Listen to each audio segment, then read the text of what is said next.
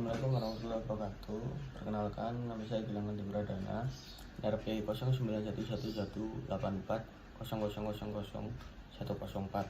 Saya dari Departemen Manajemen Bisnis, Fakultas Desain Kreatif dan Bisnis Digital, Institut Teknologi 10 November. Jadi di sini saya akan mempresentasikan seminar proposal dari mata kuliah metode penelitian yang diampu oleh Bapak Satria Fadil Persada. Di sini judul dari penelitian saya adalah analisis dampak pandemi COVID-19 dalam performansi finansial suatu perusahaan. Studi kasusnya PT Unilever.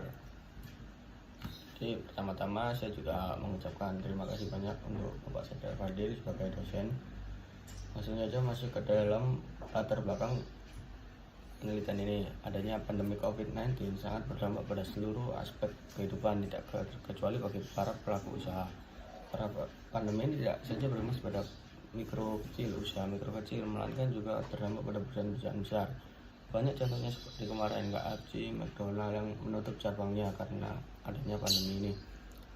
Akan tetapi di balik adanya beberapa perusahaan besar yang mengalami tidak bisa survive atau mengalami kebangkrutan, ada juga beberapa perusahaan yang mampu dapat bertahan dan mampu survive karena beberapa inovasi dari mereka yang mungkin bisa beradaptasi dan mampu terus berinovasi. PT Unilever merupakan salah satu perusahaan yang masih dapat bertahan dan bahkan mencatatkan penjualan pada kuartal 1 di tahun 2020 ini lebih besar daripada periode yang sama di tahun sebelumnya.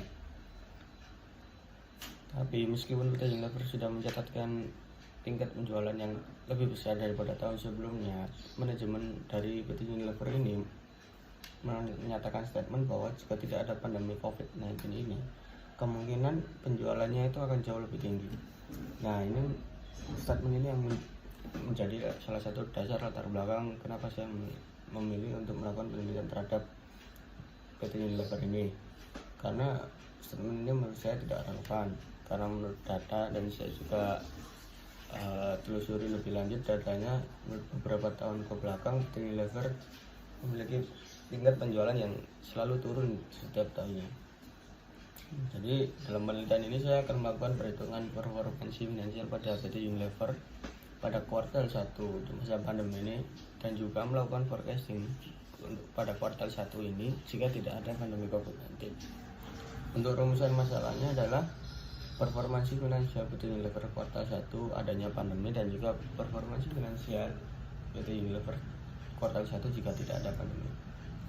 Untuk tujuan penelitian ini untuk mengetahui performansi finansial PT Unilever di masa pandemi, dan juga mengetahui perbandingan performansi finansial PT Unilever di masa pandemi dan juga jika tidak ada pandemi COVID-19. Untuk manfaat ada dua, yaitu secara teoritis. Secara teoritis penelitian ini bermanfaat bagi pembaca karena terdapat banyak ilmu pengetahuan tentang manajemen keuangan, tentang keuangan, dan juga ada beberapa cara perhitungan performansi finansial suatu perusahaan. Untuk yang kedua yaitu secara praktis, penelitian ini berguna untuk perusahaan sebagai sebuah data informasi dampak pandemi COVID-19 terhadap performansi finansial mereka. Kita masuk ke landasan teori dari penelitian ini. Yang pertama yaitu tentu saja ada COVID-19, yang kedua yaitu ada manajemen keuangan, yang ketiga yaitu ada laporan keuangan, ada kinerja finansial, kinerja perusahaan, yang keempat yaitu tentu saja untuk mengolah data kita membutuhkan rasio keuangan. Rasio keuangan itu apa? Rasio keuangan adalah suatu metode analisis untuk mengetahui hubungan dari pos-pos tertentu dalam neraca atau laporan laba rugi secara individual atau kombinasi dari kedua laporan tersebut. Dari definisi tersebut dapat dikatakan atau dapat diartikan rasio keuangan adalah suatu alat untuk menjelaskan atau memberikan gambaran tentang keadaan atau posisi keuangan suatu perusahaan. Dalam penelitian ini akan menjelaskan akan melakukan perhitungan atau menjelaskan tentang 4 jenis rasio keuangan sebagai berikut. Yang pertama yaitu rasio likuiditas, yang kedua rasio solvabilitas, yang ketiga itu rasio aktivitas, yang keempat rasio profitabilitas. Untuk masing-masing pengertiannya adalah sebagai berikut. Rasio yang pertama rasio solvabilitas. Yang pertama rasio likuiditas. Rasio likuiditas adalah rasio yang menunjukkan kemampuan perusahaan untuk memenuhi kewajiban finansial yang berjangka pendek tepat pada waktunya. Itu rasio likuiditas. Rasio likuiditas ini di dalamnya ada dibagi tiga rasio lagi. Quick ratio, ada cash ratio, sama yang namanya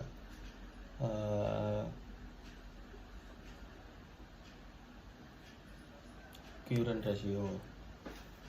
Jadi untuk selanjutnya adalah rasio aktivitas. Rasio aktivitas ini apa? Rasio aktivitas ini rasio yang menunjukkan sejauh mana efisiensi perusahaan dalam menggunakan aset untuk memperoleh penjualan.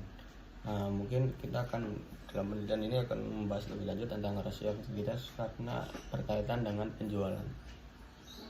Di dalam rasio aktivitas ini terdapat beberapa komponennya adalah inventory turnover, ada fixed asset turnover, total asset turnover, dan juga average collection period. Terus ada juga tambahan yaitu receivable turnover dan juga working capital turnover. Jadi itu beberapa isi dari rasio aktivitas. Yang ketiga adalah rasio solvabilitas. Rasio adalah rasio yang menunjukkan kapasitas perusahaan untuk memenuhi kewajiban jangka pendek maupun jangka panjang. Terdiri dari 3 rasio, yaitu total debt to total asset, total debt to equity ratio, dan long term debt to equity ratio. Yang keempat ada yang terakhir yaitu rasio profitabilitas. Rasio profitabilitas adalah rasio yang dapat mengukur kemampuan perusahaan memperoleh laba baik dalam hubungan dengan penjualan aset maupun modal sendiri. Dalam rasio profitabilitas terdapat 3 rasio, yaitu net profit margin. Net profit margin ini digunakan untuk menunjukkan kemampuan perusahaan untuk menghasilkan laba pada tingkat penjualan tertentu. Secara umum, rasio rendah menunjukkan ketidakefisienan manajemen. Terus yang kedua, return on investment (ROI) atau tingkat pengembalian atau investasi dan efektivitas dari keseluruhan operasi perusahaan, yaitu mengukur kemampuan perusahaan dengan keseluruhan dana yang ditanamkan dalam aktiva yang digunakan untuk operasi dalam rangka untuk menghasilkan laba. Yang ketiga ada return on equity atau ROE. Rasio ini digunakan untuk mengukur kemampuan perusahaan dalam memperoleh laba yang tersedia bagi pemegang saham perusahaan. Nah, masuk ke dalam selanjutnya adalah rencana penelitian. Penelitian ini akan dilakukan pada PT Unilever. Data penelitian ini diambil dari laporan keuangan dan tahunan PT Unilever melalui website resmi yang dimiliki perusahaan tersebut dan juga dari website resmi Bursa Efek Indonesia. Beberapa tahap penelitian meliputi pengumpulan data, input data, pengolahan data, hasil, dan kesimpulan. Nah, pada penelitian ini yang dijadikan objek adalah PT Unilever tersebut. Pengumpulan data yang diambil adalah merupakan data sekunder semuanya karena berasal dari sumber web, bukan dari perusahaan langsung karena adanya pandemi ini. Untuk diagram alur penelitiannya adalah sebagai berikut. Ini dimulai dari menentukan latar belakang permasalahan, yang kedua menentukan objek penelitian, yang ketiga menggunakan metodologi penelitian yaitu data sekunder, yang keempat yaitu pengumpulan data penelitian, yang kelima memulai analisa dan pembahasan. Jadi dalam analisa ini terdapat input, pengolahan data, dan pengambilan keputusan. Yang termasuk dalam input adalah kita menginput aktiva lancar, aktiva tidak lancar, liabilitas, ekuitas,